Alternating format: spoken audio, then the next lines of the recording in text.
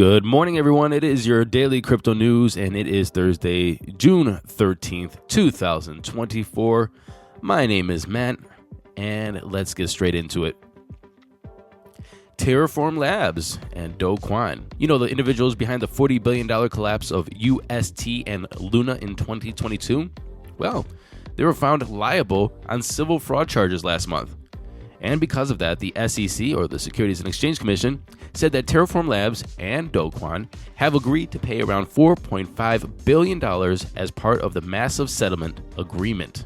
Terraform Labs will be required to pay $3.58 billion in disgorgement, $466 million in pre-judgment interest, and $420 million in civil penalties, while Do Kwon himself is liable for $110 million in disgorgement, $14.3 million in prejudgment interest, and an $80 million civil penalty. Now the question is, can they actually pay this? America's top companies have been busy on-chain, with Fortune 100 companies deploying a record number of on-chain initiatives in the first quarter of 2024. And this is according from research from Coinbase. On-chain initiatives from the 100 biggest companies grew 39% year over year. However, the United States continues to lose developer share and is down 14 points in the past 5 years. Only 26% of crypto developers are based in the United States today. That figure is particularly concerning because of the fact that Fortune 500 executives said that finding trusted talent was a bigger blocker to adoption than the current regulatory environment for crypto. Now that all becomes very clear why people aren't hiring in the United States by these next numbers. The median salary for crypto engineers in North America stands at around $166,000 a year, while the average in Europe is around $102,000. Latin America is around $90,000, and the Asia Pacific is around $75,000. So I think that's pretty obvious why the United States is losing a bit of crypto developers. It's just that companies want to find the cheapest labor possible. I think this next story is very interesting. So as we all know, artificial intelligence is very hungry for computing power. You know what else is very hungry for computing power? Bitcoin. And so these Bitcoin miners are looking at multiple revenue streams by using their computing power, not just for Bitcoin mining, but also for AI. And Core Scientific is one of the companies looking to do that. And so they've unveiled details about adding 300 megawatts of available high-performance computing power to their existing 200 megawatts committed under a recent deal to AI hyperscaler CoreWeave. And so that means that their full 500 megawatts of computing power could generate more than $8 billion in revenue over a 12-year term, which, again, I find very interesting.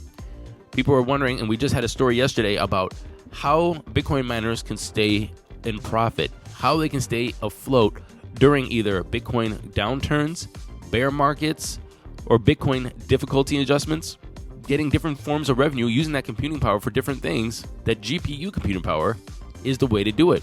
AI is one of them. It makes me wonder why they didn't join something like Render as well. In crypto space fuckery, which every bull's going to have this, and this is a bunch of bull in a bull, Andrew Tate, he began a meme coin spending spree last week, shilling a number of tokens in the process. The latest token he endorsed skyrocketed past a $275 million market cap, and on-chain analysts are alleging a significant amount of insider activity ahead of the surge. Andrew Tate, he claims that he chose Daddy token to shill to be a direct rival of Iggy Azalea's mother, and he said that he would flip it for the patriarchy. He tweeted, "I've seen Daddy beat Mommy, but I've never seen Mommy beat Daddy." A classic Andrew Tate style. As a result of that tweet and moving over to Daddy, this Solana meme coin has jumped over 450% in the past 24 hours. The thing is, I just mentioned insider trading, and Bubble Maps tweeted, "We found huge insider trading activity on Daddy. Insiders bought 30% of the supply at launch before Andrew Tate started to promote it on X. And they're currently sitting at $45 million. Nearly 20% of the supply was snatched up by 11 wallets. And I just want you guys to go and watch CoffeeZilla's video series on Crypto Zoo if you didn't, and you'll know what collusion looks like. And this is rampant. I mean, look, if you're in the crypto space and you know how to launch a meme coin and you have connections to people with personalities or brands and know marketing, All you do is make a group chat, set a couple of text messages, find a token that's already launched, and just start shilling it. It's very simple, and you snatch it up before you do. And so this is a long time practice. It's been happening ever since shitcoins dropped on the market. This is not going to change at all. Just be careful. The coolest news of the day is right here. So Pleaser DAO. It's a crypto collective that collects objects of cultural relevance. And they announced on Thursday that it will begin selling encrypted on-chain copies of Once Upon a Time in Shaolin.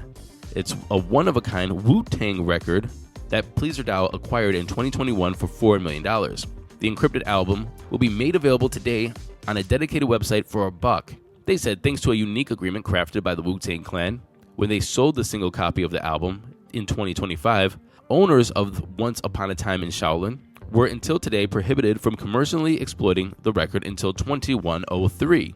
Pleaser DAO, however, told Decrypt that it has been working with the album's producers in secret over the past 6 months to get exclusive commercialization rights to as much music on the album as possible. And so far, they've managed to acquire the rights to 16 of the 31 tracks on the album, and they will share progressively larger pieces to that selected library with purchasers of the encrypted album over time, effectively decrypting the entire album to the hodlers piece by piece. The Wu-Tang Clan worked on this album in secret over 6 years, producing only a single copy. And they did this as a means of protesting what they saw as a broken model for valuing music in an increasingly digital world, which I think is super cool. Can't wait to hear it. If I'm ever going to hear it, Method Man's my dude. And finally, the stupidest headline I've seen today, and it comes from Decrypt. Decrypt, what are you doing?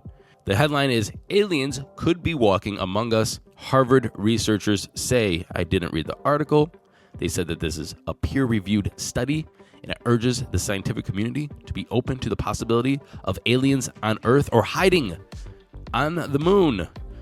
I am wondering, what is going on in Decrypt? But I'm also wondering what's going on with those crypto prices. Here comes the money.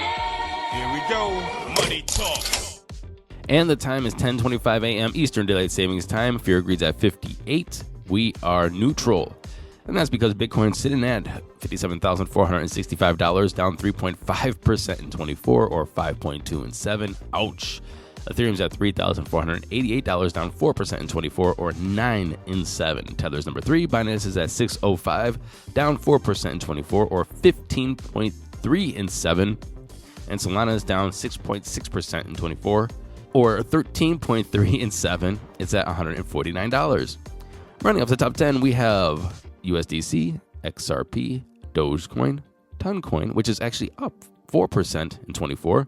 It's at 755, and Cardano's number 10. The total market cap is at 2.45 trillion, a Bitcoin dominance of 54.3, and an ETH dominance of 17.1. And that was our show today. Sarah will be back tomorrow with Asia Focus and more daily crypto news. My name is Matt. Make sure to check us out at Substack at DCN Daily Crypto.